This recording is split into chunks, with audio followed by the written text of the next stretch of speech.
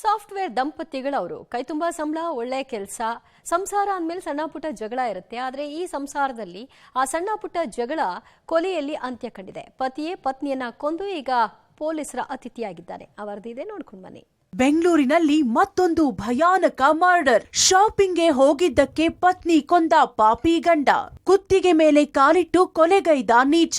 ಗಂಡ ಹೆಂಡತಿ ಜಗಳ ಉಂಡು ಮಲಗೋ ತನಕ ಅಂತಾರೆ, ಆದ್ರೆ ಇಲ್ಲೊಂದು ಜಗಳ ಕೊಲೆ ತನಕ ಹೋಗಿಬಿಟ್ಟಿದೆ. ಈ ಫೋಟೋದಲ್ಲಿರುವ ದಂಪತಿಗಳಾದ ಹರೀಶ್ ಮತ್ತು ಪದ್ಮಜ ಇಬ್ರು BE ಮುಗಿಸಿ ಮದ್ವೆಯಾಗಿದ್ರು. ದಂಪತಿಗಳು ಒಳ್ಳೆ ಕೆಲಸದಲ್ಲಿದ್ರು. ಒಂದು ಹೆಣ್ಣು ಮಗು ಕೂಡ ಇತ್ತು. ಇತ್ತೀಚೆಗೆ ಹರೀಶ್ ಕೆಲಸ ಕಳೆದುಕೊಂಡು ಮನೆಯಲ್ಲೇ ಕಾಲ ಕಳೆಯುತ್ತಿದ್ದ. ಇದರಿಂದ ಸಂಸಾರದಲ್ಲಿ ಆಗಾಗ್ಗೆ ಜಗಳ ಆಗುತ್ತಿತ್ತು. ಇತ್ತ ಪದ್ಮಜ ಕೆಲಸಕ್ಕೆ ಹೋಗಿ ಬರುತ್ತಿದ್ದರು. ಕೆಲಸವಿಲ್ಲದೆ ಮನೆಯಲ್ಲಿದ್ದ ಹರೀಶ್ ತನ್ನ ಹೆಂಡತಿ ಜೊತೆ ಪ್ರತಿದಿನ ಕಿರಿಕ್ ಮಾಡಲು ಶುರು ಮಾಡಿದ್ದ. ಅಲ್ಲೇ ಆಗಿದ್ದು ನೋಡಿ ಎಡವಟ್ಟು. ಜೂನ್ 7ರ ಸೋಮವಾರದಂದು ಪದ್ಮಜ ಶಾಪಿಂಗ್ಗೆ ಹೋಗ್ತಿದ್ದಂತೆ ಇದರಿಂದ ಕೆರಳಿ ಕೆಂಡವಾಗಿದ್ದ ಹರೀಶ್ ಹೆಂಡತಿ ಜೊತೆ ಗಲಾಟೆ ಶುರು ಮಾಡಿದ್ದ. ತನ್ನ ಮಾತು ಮೀರಿ ಶಾಪಿಂಗ್ಗೆ ಹೋಗಿದ್ಲು ಅನ್ನೋ ಕಾರಣಕ್ಕೆ ಜಗಳ ತೆಗೆದು ಆಕೆಯ ಕುತ್ತಿಗೆ ಹಿಸುಕಿ ಕಾಲಿನಿಂದ ಕುತ್ತಿಗೆ ತುಳಿದು ಕೊಲೆ ಮಾಡಿದ್ದಾನೆ.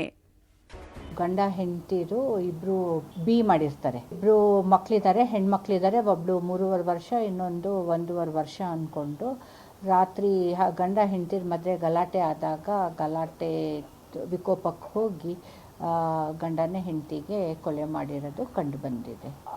ಗಂಡಂದು ಜಾಬ್ ಇರಲಿಲ್ಲ. ಈಗ 10 ದಿನ ಹಿಂದೆ ಎಲ್ಲೋ ಸೇರಿದಾರಂತೆ. ಮತ್ತು ಆಗಾಗ ಕುಡ್ಕೊಂಡು ಬರೋದು ಆ ಥರ ಇಬ್ರದಲ್ಲಿ ನಡೀತಾ ಇತ್ತು ಅಂತ ಕಂಡು ಬಂದಿದೆ ಪ್ರಾಥಮಿಕವಾಗಿ. ಮೊದಲಿಗೆ ಬೊಮ್ಮನಹಳ್ಳಿ ಪೊಲೀಸರಿಗೆ 7ನೇ ತಾರೀಕು ನ್ಯಾಚುರಲ್ ಡೆತ್ ಆಗಿದೆ ಎಂದು ಮಾಹಿತಿ ಬಂದಿತ್ತು.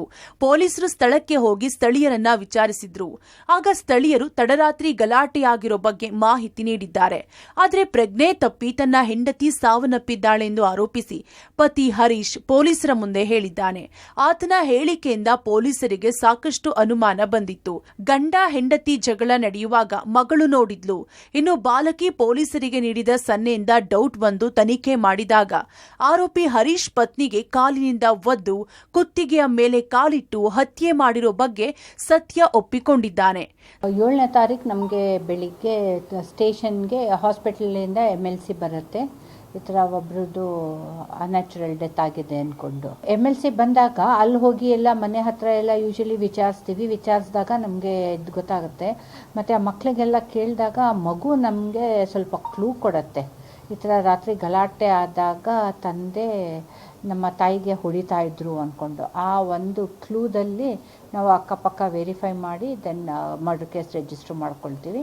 ಆಮೇಲೆ ಆರೋಪಿಗೂ ಕುಲಂಕುಷವಾಗಿ ವಿಚಾರಿಸಿದಾಗ ಒಂದು ಒಪ್ಕೊಂಡಿರ್ತಾರೆ. ಈ ಥರ ಗಲಾಟೆ ಆದಾಗ ನಾನೇ ಸಾಯಿಸ್ಬಿಟ್ಟೆ ಹೆಂಡತಿಗೆ ಅಂದ್ಕೊಂಡು ಕೊಲೆ ಪ್ರಕರಣ ದಾಖಲಿಸಿಕೊಂಡಿದ್ದೀವಿ. ಸದ್ಯ ಕೊಲೆ ಪ್ರಕರಣ ದಾಖಲಿಸಿಕೊಂಡಿರುವ ಬೊಮ್ಮನಹಳ್ಳಿ ಪೊಲೀಸರು ಆರೋಪಿ ಹರೀಶ್ನನ್ನ ಬಂಧಿಸಿ ಜೈಲಿಗಟ್ಟಿದ್ದಾರೆ. ಇತ್ತೀಚೆಗೆ ಸಣ್ಣ ಪುಟ್ಟ ಕಾರಣಕ್ಕೂ ಗಂಡ ಹೆಂಡತಿ ನಡುವೆ ಕಲಹ ಉಂಟಾಗಿ ಕೊಲೆ ಹಂತಕ್ಕೆ ಹೋಗುತ್ತಿವೆ.